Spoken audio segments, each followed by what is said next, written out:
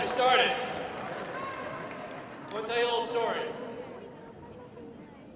A couple years back, about 2015, 16, a little girl showed up on my doorstep offering her services as a world-class, highly competent, and reliable dog walker. Now, she had no resume, but she had a great sales pitch.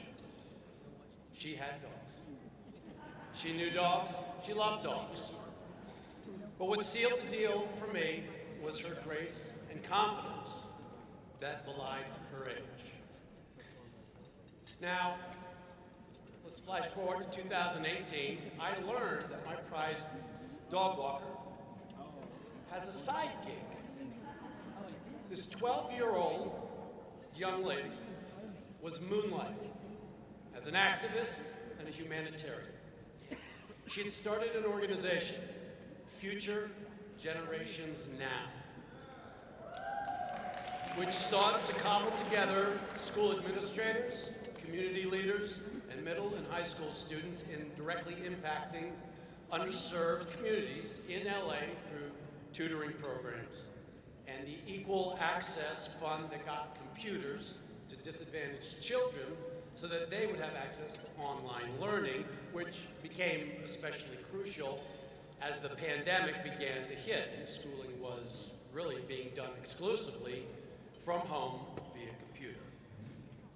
Future Generations Now also helped organize and transform the lives of children in Mexico through the Wonderland Community Center and the Casa Agar Orphanage. And just in her free time, I also learned later that she was doing these international speaking engagements. So tonight,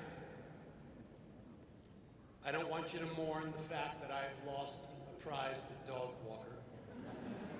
I want you to celebrate the fact that the world has a new voice.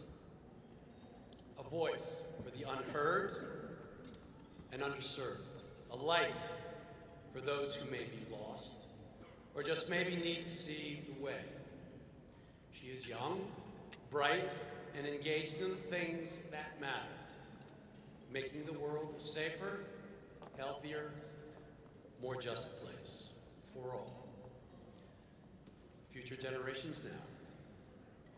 She is the future, the next generation, and she is the hope that is needed now. It is my great privilege to introduce to you Skyler Griswold.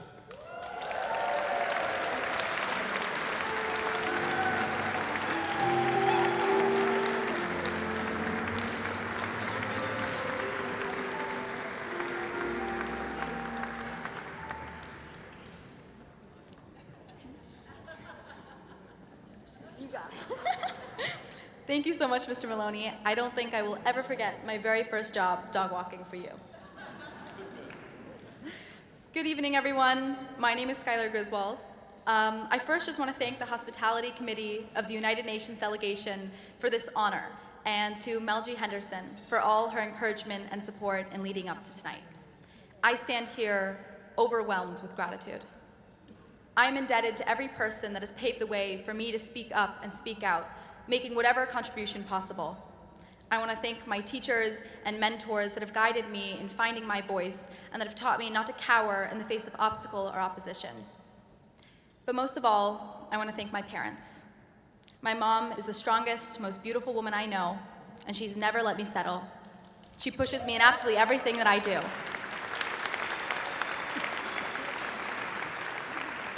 And to my dad, for always believing in me and loving me through every shape and form. I owe it all to them.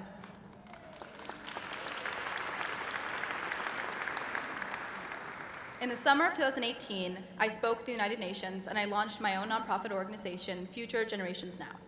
We act as a funnel to raise both funds and awareness to build a community of young generations to engage in social activism surrounding education, equity, and the environment. I'm happy to report that 5 years later, in the midst of a global pandemic and through political uncertainties, we are thriving beyond my wildest dreams. Today, I'm thrilled to announce that Future Generations Now will partner with Community Catalyst Partners to offer a Climate Leadership Pathway program to their ISN schools starting next year and to all high schools in California by the end of 2028.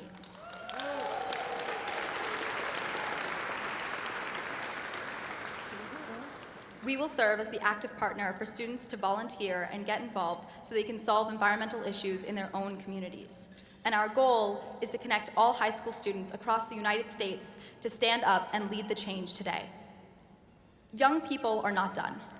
In fact, we're just getting started. 20% of this nation is under 18. That's 73 million voices to be heard. I'm one of them, and I promise that there's so many more. Now, before I leave the stage tonight, I'd like to share a piece that I wrote for this evening that I think is extremely fitting, called Human Race. I really hope you enjoy it.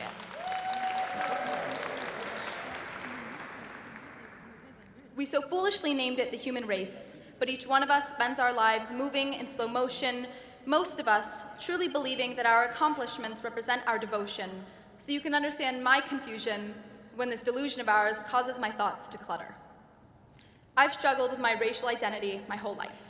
17 years of not Korean enough, 17 years of not white enough, constantly dipping my foot into pools I didn't belong in. 17 years of, you must have an A in math, and 17 years of, yeah, she's pretty for an Asian, 17 years of, you all look the same anyway. Is your last name Kim, Park, or Lee? From the South or North? Do your parents speak English? 17 years of slurs and offensive expressions, and then 17 years of racist comments that made me ashamed of who I was. 17 years of learning to see my Korean side through the eyes of my mom, and to forget painful childhood memories as I could still hear laughter on playgrounds in the background of my thoughts as I try to focus on my future. And I wish she never had to know. I wish that little me thought every story had a happy ending just for a little bit longer, that she got to focus on her pink Barbie dress and her favorite Snoopy cup before it got interrupted by the world and all that we've done to mess it up. Is it so hard to ask for a cease to the violence because this virus we now live with is hurtful enough?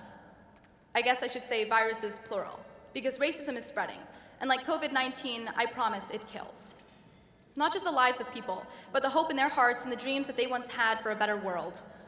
A world without hate that stems from racial cause, a world where we don't need to fight and we don't need to mourn the loss of our neighbors and friends and those on the news because we no longer worry about things like racially motivated elder abuse. Now I know anger. I know its face and its intentions, the way it slithers slowly in, the way it mimics infection, traveling from one to the next with no damage control, while you try to figure out why the whole world is falling apart. And sometimes I wish that I had the powers to put it back together, to tether each broken person to the next in hopes they could fix one another. But cracks don't go away by themselves. They linger until the pressure is too much, and the lies that have us wrapped around their finger cause a divide that we can no longer overcome. It's okay to be angry. I can't say that I'm not. I'm also sad and confused, but nowhere close to giving up. And I know that you're tired of empty promises and hollow commitments that leave you feeling uninspired, but you've been buttonholed by these illusions of utopia filled with marigolds and a clear sky, but I'm here to tell you that that's all a lie. I'm not here to promise you anything. It obviously hasn't worked. I can't stand here and tell you everything's gonna be okay because nothing I say will lighten the load on your shoulders. The yellow brick road stopped a few miles back, but we have a little time to get back on track. And I'm doing everything that I can, but it's not enough. And trust me, that realization was really, really tough. But I need your help. I need you to dig just a little deeper and find one reason you think this planet is worth fighting for, because personally, I think she's a keeper. But we've polluted her oceans and we've chopped down her trees, and every time she pleaded for help, she was cut at the knees. She bleeds for our benefit, and we look the other way. We'll start wars over her blood before we choose to change. Now, we call ourselves the human race. Don't worry, we're in the lead. We've by far the best time because every day we get a little closer to our own finish line. I know I'm putting it harshly, but I don't think that there's another way for us to face the fact that something needs to change.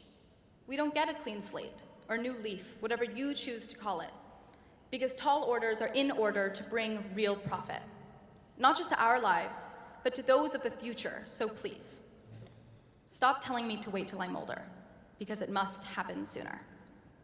Thank you.